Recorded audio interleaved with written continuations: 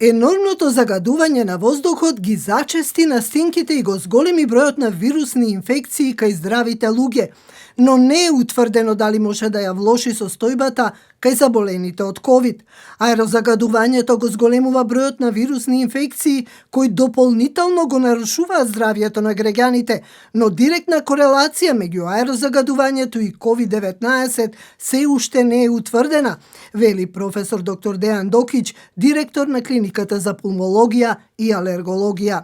Во една студија која што е изведена на Универзитетот во Саутемптон, докажано е дека оние пациенти кои што се изложени на аерозагадување, на површината од респираторниот епител се зголемува количината на еден рецептор, што е влезна врата за настинките, за риновирусите, тој е наречен ICAM1.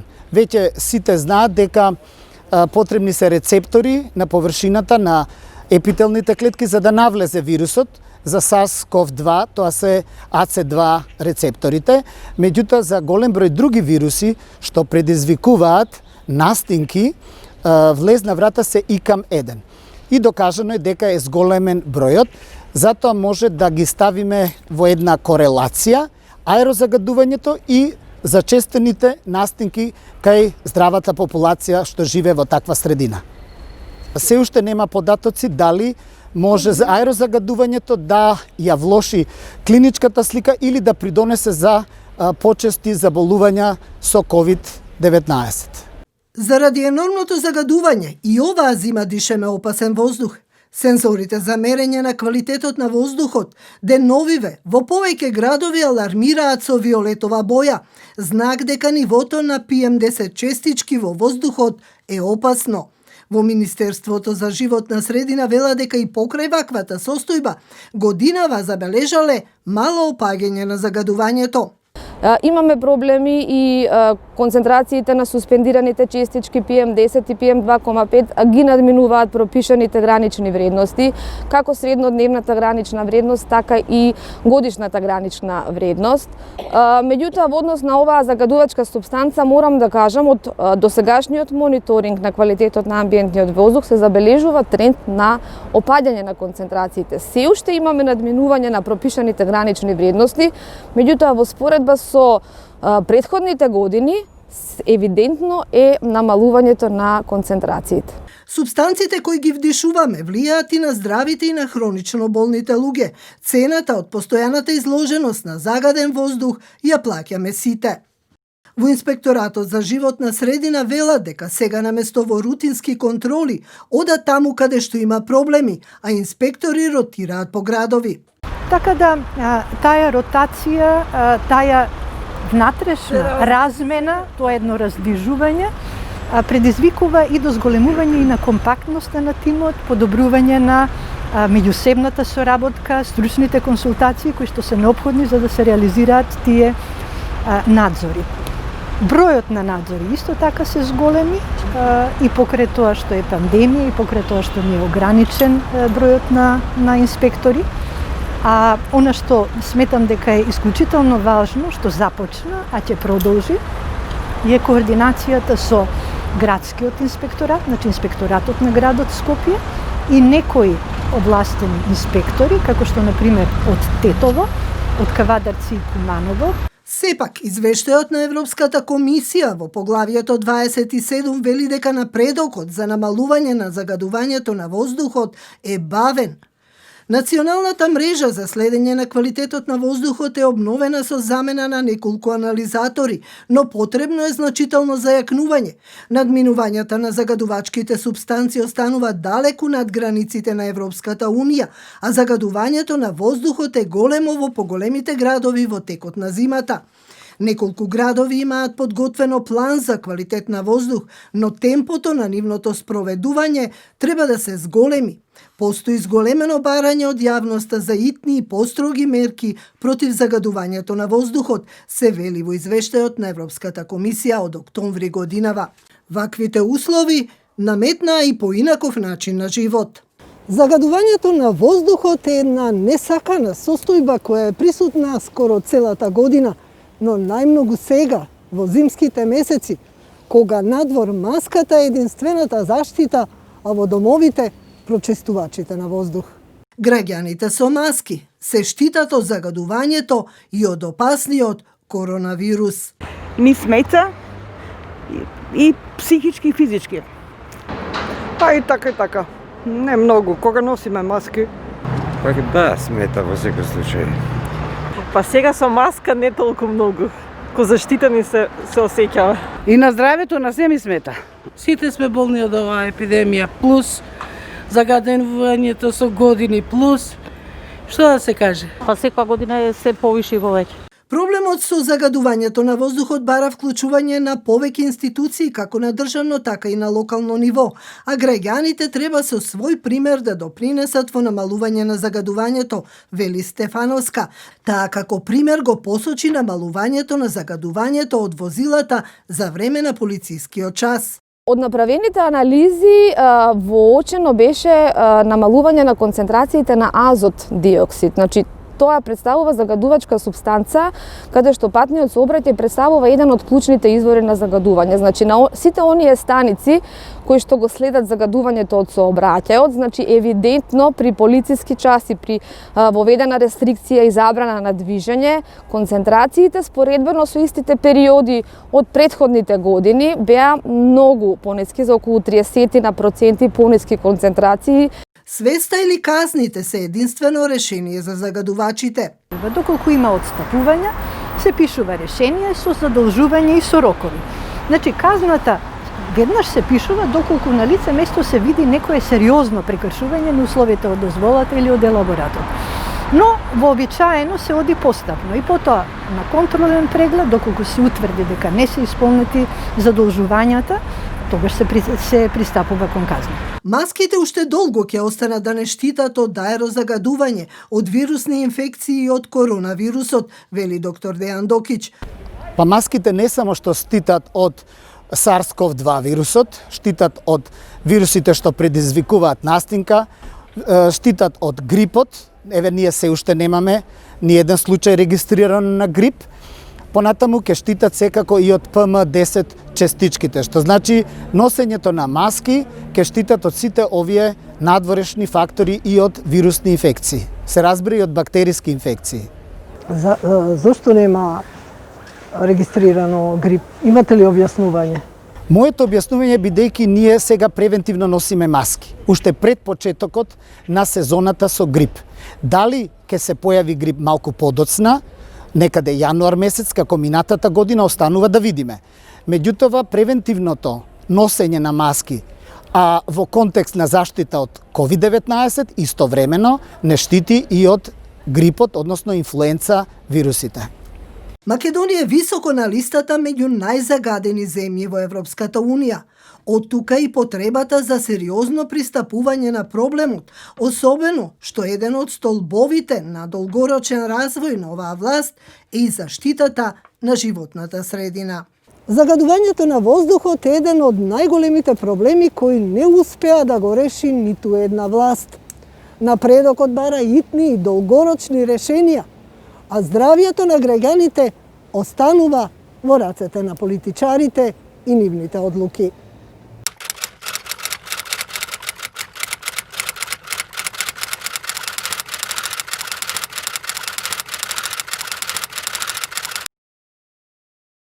Последната вест која дојде и беше објавена од министерот за животна средина е дека мерните станици за загадување не работат, дека има некакви дефекти, дека се чекаат некакви решенија.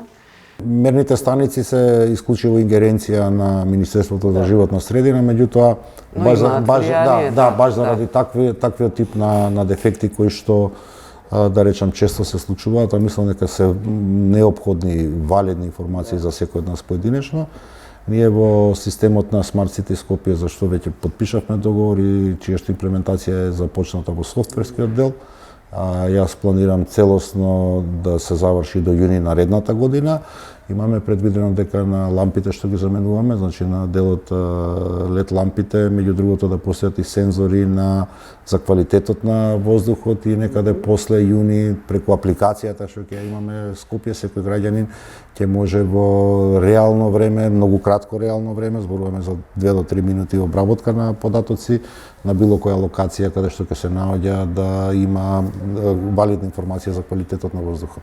Сега во моментов не можеме да добиеме валидна информација. Во моментов за жал, освен она апликација Мој воздух, ние која што е систем од неколку мерни станици, меѓу кои што се и државните, меѓутоа немаме друга релевантна, оваа ќе биде, да речем, условно кажано, градска, која што ќе пренесува информацијата до граѓаните во многу кратко реално време. И тоа значи дека тоа фактот што не сме на топ листите на врвот на земји загадени, се должи на непостоење на мерни станици. Па не би се сложил сега со таа констатација, затоа што, да речам, оние други станици кои што се во Мој воздух покажуваат податоци кои што се за нијанса подобри од претходните години. Но беа предмет на напад. А е далеку, да речам, далеку е од тоа што јас би сакал да го имаме.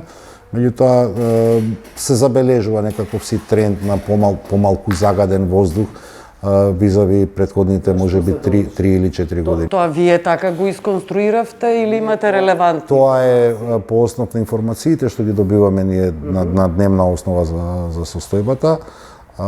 Без мерни станици како добивате? Со истите, да речем, параметри кои што се зимани, освен овие државните, ние во голема мерка го зголемивме инспекцијскиот надзор во изминативе 3 години и на добар делот влезот на тие податоци што се со поквалитетен за нас како здравје поквалитетни информации во смисол на воздухот се должат токму заради тоа што тие мерки што ги привземавме, кои што кога ги промовираш можеби и не се атрактивни политички, тоа е систем за против палење на огнови на отворено. Огновите ни се скоро на отворено скоро анулирани, не велам дека ги нема, меѓутоа скоро Бадник е блиску, ќе видиме. Скоро анулирани. Чистењето на оџаците кај што градот сериозно субвенционира, бидејќи чисти оџаци значат 70% помалку издувни гасови во атмосферата, е исто така една од мерките.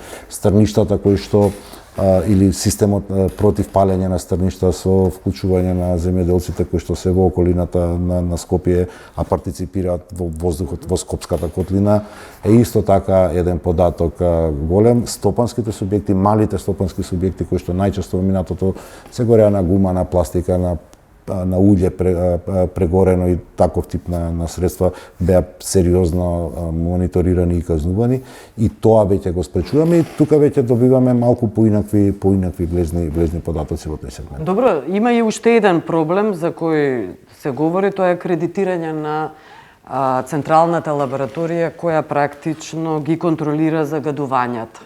И таа не е акредитирана и се чека. Тоа се се прашања од домен на... Знам за животна средина, но е врзана со... Добро е што ние, да речем, прв пат годинава како институции воспоставивме соработка градот Скопје и владата на Република Северна Македонија. Дел што годинава веќе е влезено и се имплементира е 5000 инвертер клими кои што заменија 5000 печки, односно 5000 оџаци на тврдо гориво, бидејќи системот го воспоставивме така да онаму каде што немаше техничка можност или не постои техничка можност, основниот услов е да нема техничка можност за приклучување на централно грејање, што значи деловите од градот кои што немаат организиран начин на загревање на домовите беа нашиот таргет, нашата цел. И факт е дека тие 5000 во секој случај веќе не се дел од загадувањата на воздухот, бидејќи таму веќе е системот на контрола, дали ги применуваат, дали... 5000 се премалку? Па 170.000 стамбени единици од прилика има во градот Скопје, некаде околу 25% од тие стамбени единици се приклучени на системот за организирано, да речам, грејење, и ако од тој аспект го гледате проблемот, значи од 170 25% доаѓа некаде околу 40.000 прилike. Формулата за против загадување всушност со години се говори за гасификација на Скопје. Ние како град Скопје во основа го завршивме нашиот дел од врската, да кажам, или од она што треба да го превземете како превентива за да може да пенетрирате во целиот град. Во изминативе 3 години, ама тоа е невидливиот дел од градоначалничката работа, бидејќи се под земја, меѓутоа може и граѓаните да видат дека на 2 пати го премостувавме Вардар. Кај Александар Палас имаше и летова активност таква. Имавме затворена партизанска, ако се сеќавате, пред 2 години, каде што се извршува исто така градични работи. Поентата ми е друга. Ние секундарната гасоводна мрежа со цел да се направи гасоводниот прстен околу градот ја завршивме. И она што сега останува, значи тоа не беше завршено кога дојде за градоначалника, за мене е фундаментално, односно поставување на основите. Сега цело Скопје од Ѓорче Петров до Драчево веќе е спремно за така наречената терцијална гасификација, односно пенетрирање кон домовите на луѓето, и сега тука ја чекаме државната стратегија. Зборувам ние како град Скопје, откако државата ќе одлучи на кој начин ќе биде извршена терцијалната гасификација, дали ќе стане збор за комунална дејност која што ќе вршат единствена локална самоуправа или целата држава ќе оди во јавно-приватно партнерство со цел да се пенетрира и во помалите места во рамки на државата. Тоа е државна одлука што очекуваме, меѓутоа она што мене ме радува е дека во овие 3 години успеавме целосно да ја поставиме таа секундарна гасоводна мрежа која што е основа за брза гасификација. Добро, и топлификација, еден од одговорите е приклучување кон топлификација. Има ли начин? Ние го основавме градски енергетски системи и влеговме во некои правни лавиринти со постојниот концесионер БЕК и регулаторната комисија. Мислам дека сме некаде на крај на решање на тој проблем и конечно добивање на лиценца на градски енергетски системи. Во меѓувреме, да речем, макотрпно работевме студиозно и мислам дека некаде во януари целата таа работа ќе може да ја прикажам на јавноста. Што би подразбирало тоа? Значи, мапирани се околу 730 објекти за колективно живење, значи згради, за кои што постои техничка можност за да бидат приклучени на топловодниот систем, значи на топлификација, меѓутоа не се приклучени. 730 згради да има барем по, не знам, 10 станови во зграда, веројатно ги има повеќе и ги има повеќе. Државата ќе им помогне на тие. Тоа значи дека ќе влеземе и во некаков начин да пробаме приклучувањето на топловодната мрежа, да го поедноставиме, поевтиниме за граѓаните. Тоа ќе биде всушност во оваа фаза фундаменталната улога што има градски енергетски системи. Домаќинствата се најголем загадувач. Затоплувањето на домовите и индустријата. Индустријата и сообраќаја, тоа се трите главни сегменти. Индустријата околу поставување на филтри секогаш е централна тема во овие прашања. Овие што се главни инспекциите кои не функционираат. Освен градската.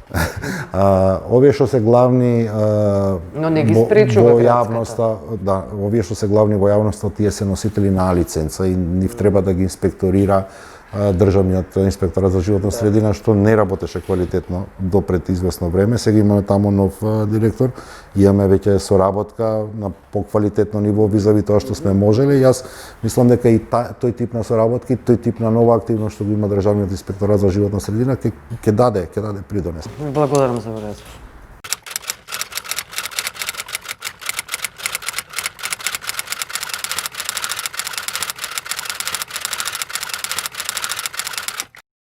Живееш во Виена, во Австрија веќе 5 години и 5 години веќе дишаш нормално, живееш нормално. Колку е всушност смалено загадувањето, јасно е дека е на минимум таму смалено. Кои се ефектите кои ги чувствуваш? Повисок е квалитетот на животот, тоа секако.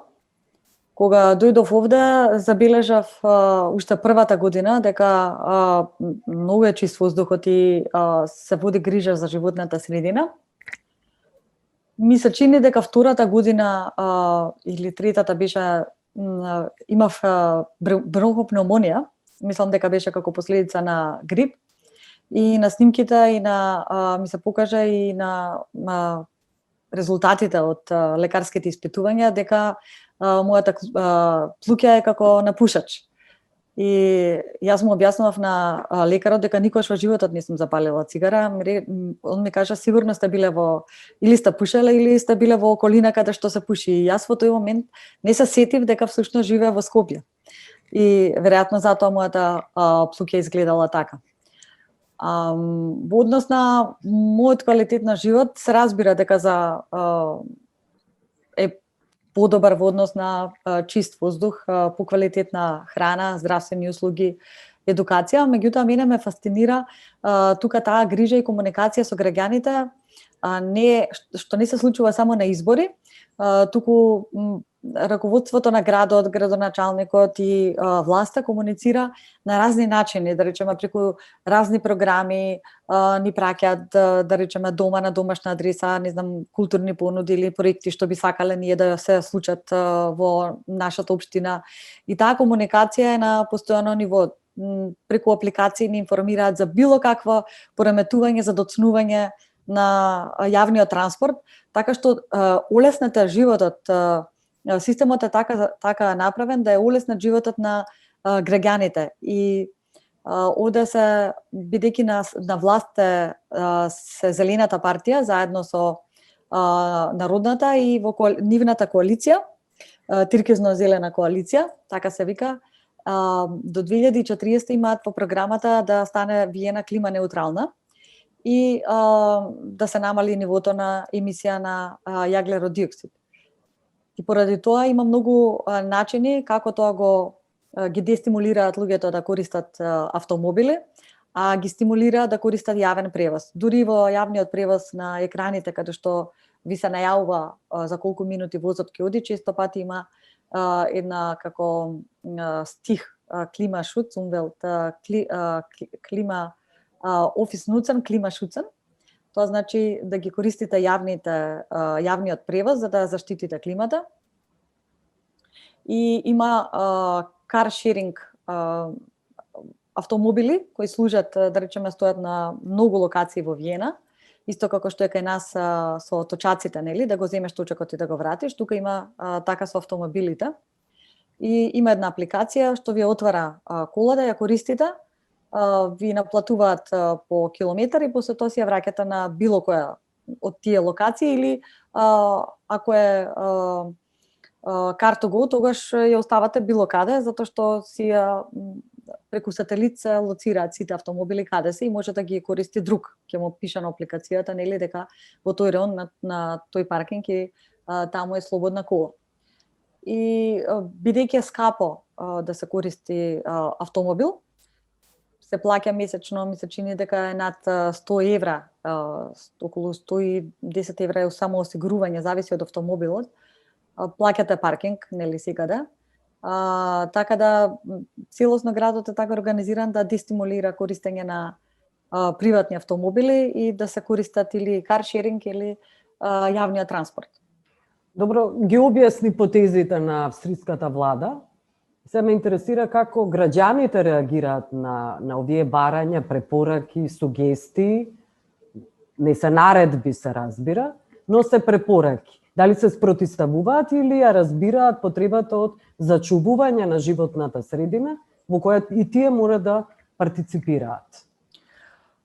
Па не е баш дека тоа, например, они им советуваат или некако им кажуваат на граѓаните, но просто преку своите политики го наметнуваат. Ги насочуваат, ги насочуваат. Да речеме, ако вас вие самото домаќинство ќе си одлучи. Има слобода да си одлучи. Меѓутоа, ако вашиот домашен буџет вели дека не ви е баш ви е скапо, поскапо ќе ви биде да давате за осигурување на кола, за возење низ Австрија, нели, оние што се винјети плюс плаќате за паркинг и сето тоа кој ќе го вкалкулирате во домашниот буџет, многу ви се фаќа поевтино да купите годишна карта, бидејќи годишната карта за целиот јавен превоз, значи можете да го користите за автобус, за метро, за буквално се, за трамвај, ве кошта 1 евро на ден. И тоа е многу поевтино отколку да речеме да користите автомобил. Така што граѓаните си се водат од нивниот домашен буџет и како им е нив поевтино и попрактично, а државата е таа што преку своите политики прави така да е најевтино да се користи јавниот транспорт. Добро, ти благодарам и да за овој разговор. Молам. Фала.